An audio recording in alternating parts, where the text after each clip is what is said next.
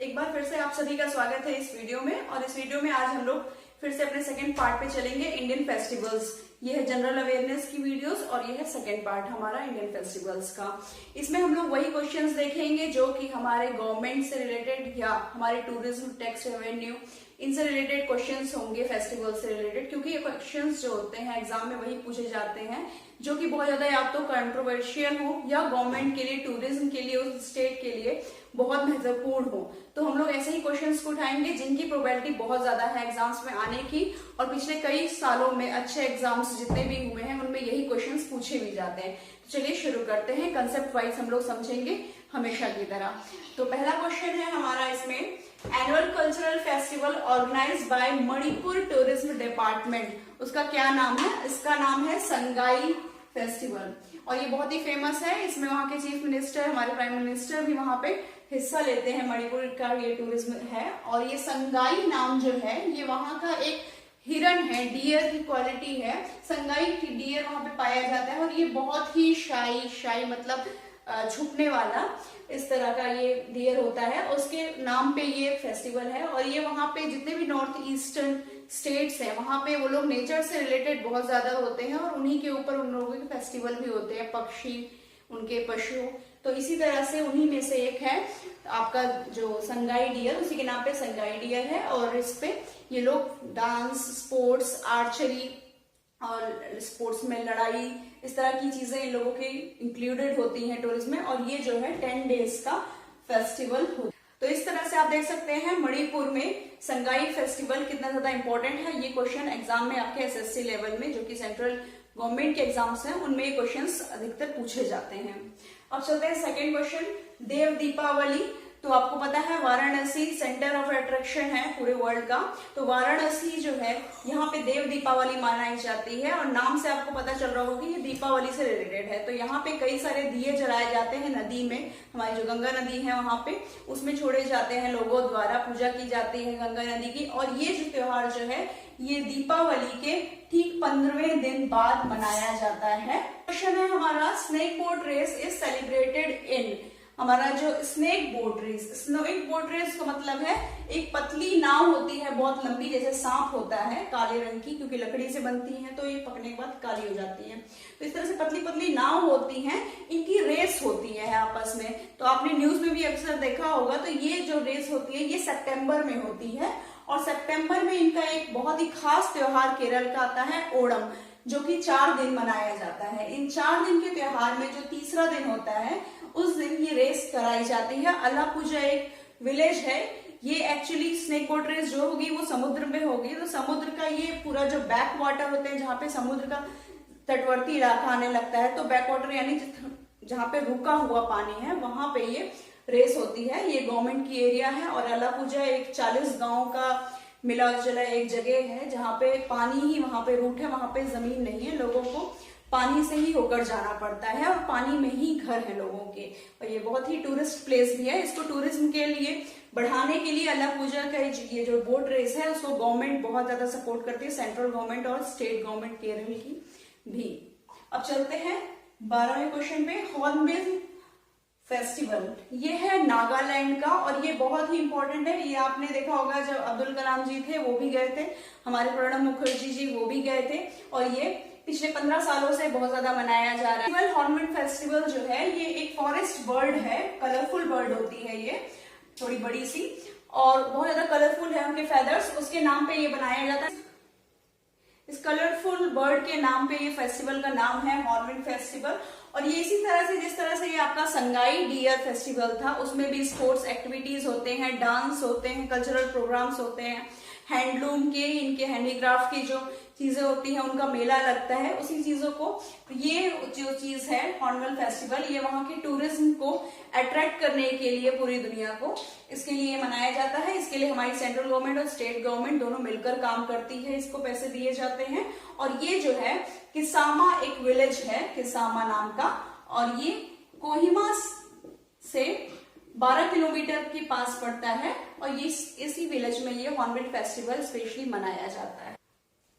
गुड़ी पर्व फेस्टिवल जो है महाराष्ट्र का, मराठी कैलेंडर जब नया शुरू होता है, तो इसी तरह से मैं आपको एक चीज बता दूं इसमें कि जो इंडिया की जितनी भी स्टेट्स है, नया साल सभी का अप्रैल या मार्च के जो एंड होता है उसमें शुरू होता है, यानी हमारा जो चैत्र महीना शुरू होता है वहीं से सारे न्यू कैलेंडर शुरू होते हैं। किसी का 4 दिन पहले, किसी का 8 दिन बाद, इसी तरह से दोनों का फर्क रहता है।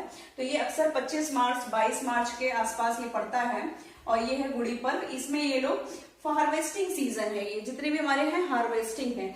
इसमें क्या होता है, रबी की जो फसल होती है आपकी, गेहूं कटना शुरू होता है, तो उसी को ये मनाया जाता है। हार्वेस्टिंग फेस्टिवल है ये आपका महाराष्ट्र का शुरू होता है। अब चलते हैं नेक्स्ट क्वेश्चन हमारा, एंथ्यूरियम फेस्टिवल।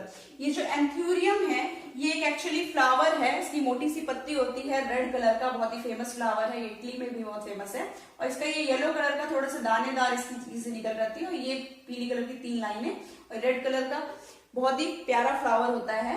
ये एंथ्यूरियम एड्रेनियम जो स्पीसीज है उसका ये फ्लावर है, उसी के नाम पे ये मनाया गया है। तो मैंने आपको पहले ही बताया था कि वहां के लोग जितने भी फेस्टिवल हैं वो जानवर, पशु, पक्षी इनके नाम पे ही रखते हैं अपने फेस्टिवल्स के नाम भी। वो लोग प्रकृति से बहुत ज्यादा जुड़े हुए हैं। तो ये एंथ्यूरियम फेस्टिवल उन्हीं में से एक है, इस फ्लावर के नाम पे है। इसमें हार्वेस्टिंग से ही रिलेटेड है क्योंकि फ्लावरिंग सीजन आ जाता है। ये है सितंबर का महीना जब इस त्योहार को मनाया जाता है। इस त्योहार में handloom, cultural activity, sports, archery, इन सब चीजों को इंक्लूड किया जाता है। ये भी स्टेट गवर्नमेंट जो है वहां की, हमारी जो नॉर्थ ईस्टर्न की स्टेट्स हैं इस समय जितने भी उनके फेस्टिवल्स हैं उनको प्रमोट कर रही हैं। उनमें से ये एक आपका एंथ्यूरियम फेस्टिवल्स भी आता है। और ये जो फेस्टिवल है ये रैक नाम का विलेज है जो कि रैक पर्वत है वहां पे, REIEK, तो ये माउंटेन है, उसी के नीचे जो रैक विलेज है वहां पे ये बसा हुआ है और वहीं पे ये एंथ्यूरियम फेस्टिवल स्पेशली मनाया जाता है। नेक्स्ट है हमारा बटुकामा फेस्टिवल। बटुकामा फेस्टिवल जो है ये हमारे यहाँ जो नवरात्रि मनाई जाती है नॉर्थर्न स्टेट्स में, वही है ये। नवरात्रि के 9 दिन मनाए जाते हैं और इन 9 दिनों का जो नाम है इस त्योहार का, इसका नाम है बटुकामा फेस्टिवल, जो कि आपके सितंबर अक्टूबर के अराउंड पड़ता है। अब चलते हैं नेक्स्ट क्वेश्चन, गोगा नवमी या गोगा नवमी। ये जो है ये राजस्थान का त्योहार है और ये एक गुग्गा देवता है, गुग्गा गॉड, जो कि स्नेक यानी नाग देवता माना जाता है। उनसे पुत्र प्राप्ति के लिए, बेटे होने के लिए या उसकी वेलबींग के लिए, स्वस्थ हष्ट-पुष्ट रहे उसके लिए ये त्योहार मनाया जाता है। गुग्गा नवमी है और इसमें लोग व्रत रखते हैं, पूजा करते हैं उन गुग्गा देव की, और ये भाद्रपद में मनाया जाता है। अब चलते हैं नेक्स्ट क्वेश्चन हमारा, 17 सागा दावा फेस्टिवल। ये फेस्टिवल बुद्धिस्ट फेस्टिवल है, यानी बुद्धिज्म को मानने वाले लोगों द्वारा मनाया जाता है। ये आपको बता दूं कि बुद्ध जी जो थे, महात्मा बुद्ध, उनका दूसरा नाम जो है वो साक्य मुनि है, कि बुद्धिज्म को मानते हैं। और इस फेस्टिवल के अनुसार ये लोग ऐसा मानते हैं कि इस दिन जो है महात्मा बुद्ध जी को ज्ञान प्राप्त हुआ था, यानी साक्य मुनि उनका नाम है, उसी नाम पे सागा दावा नाम रखा गया है उनकी भाषा में। ये त्योहार मेनली तिब्बत का है, लेकिन तिब्बत की बाउंड्रीज पे आपके अरुणाचल प्रदेश और सिक्किम आते हैं, इस वजह से ये सिक्किम में भी बहुत ज्यादा मनाया जाता है सागा दावा फेस्टिवल। इसमें दलाई लामा जी भी आते हैं। इसमें चलते हैं नेक्स्ट क्वेश्चन पे, ये है हमारा पनगुनी उथिराम फेस्टिवल। ये पनगुनी जो है ये शब्द एक्चुअली फागुन का महीना जो आप जानते हैं जिसमें होली खेली जाती है, ये होली का जो त्योहार हमारे यहाँ मनाया जाता है उसी समय ये पनगुनी उथिराम त्योहार मनाया जाता है। और इसमें पनगुनी ये जो मंथ, इसका मंथ का नाम है, और उथिराम जो है ये नक्षत्र का नाम है, जिसमें कि फागुन के महीने में उथिराम नक्षत्र आता है। जब मून उथिराम नक्षत्र में आता है उस समय ये त्योहार मनाया जाता है तमिलनाडु में। और ऐसा माना जाता है कि इस दिन जब ये होली का समय था, इस समय ही शिव जी की और पार्वती जी की शादी हुई थी, और इसी सेम नक्षत्र में कार्तिकेय जी की भी शादी हुई थी। और ऐसा माना जाता है कि राम और सीता जी की भी शादी इसी नक्षत्र में हुई थी। तो इस फेस्टिवल को वहां के लोग बहुत ही खुशी से और उन भगवान की पूजा अर्चना करके इसको मनाते हैं। अब नेक्स्ट क्वेश्चन है हमारा कच्छ महोत्सव।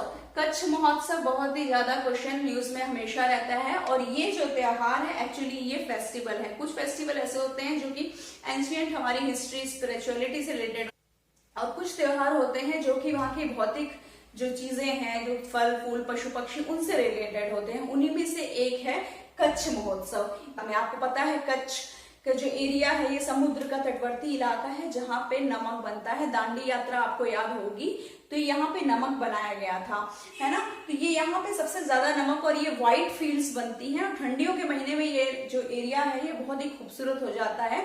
इस वजह से इसको टूरिज्म के लिए प्रमोट किया जाता है। गुजरात टूरिज्म इसको बहुत ज्यादा प्रमोट करती है, कच्छ महोत्सव को।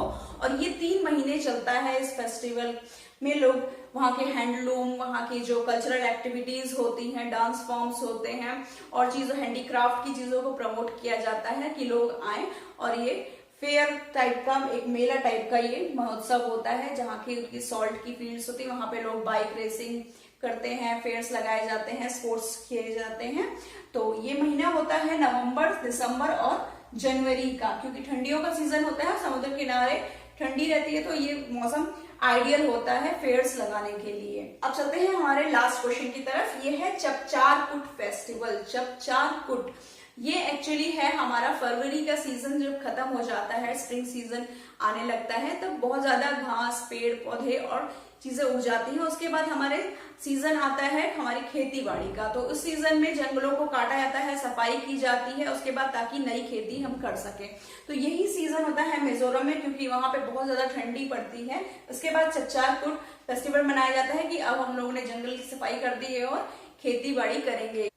इसी के साथ ये क्वेश्चन बहुत ही इंपॉर्टेंट है हमारे एग्जाम्स में, क्योंकि ये मिजोरम का सबसे बड़ा फेस्टिवल है। और ये फेस्टिवल जो है वहां के जो पिछले चीफ मिनिस्टर थे जोरमथांगा, उनके द्वारा इसको कुटपा नाम दिया गया था। कुटपा का मतलब होता है, पा मीन्स फादर और कुट मीन्स होता है फेस्टिवल। तो इसको नाम दिया गया था father of festival. Father of festival से मतलब है कि ये सबसे बड़ा फेस्टिवल है मिजोरम का, जिसको बहुत ही ज्यादा धूमधाम से वहां के लोग मनाते हैं। तो इसके बाद उनकी खेती यानी उनकी आमदनी की शुरुआत होती है। तो इस तरह से हमने इस वीडियो में सारे फेस्टिवल्स को कवर किया है जो कि एग्जाम्स में आ सकते हैं, हमारे जितने भी सेंट्रल गवर्नमेंट और स्टेट गवर्नमेंट के एग्जाम्स हैं।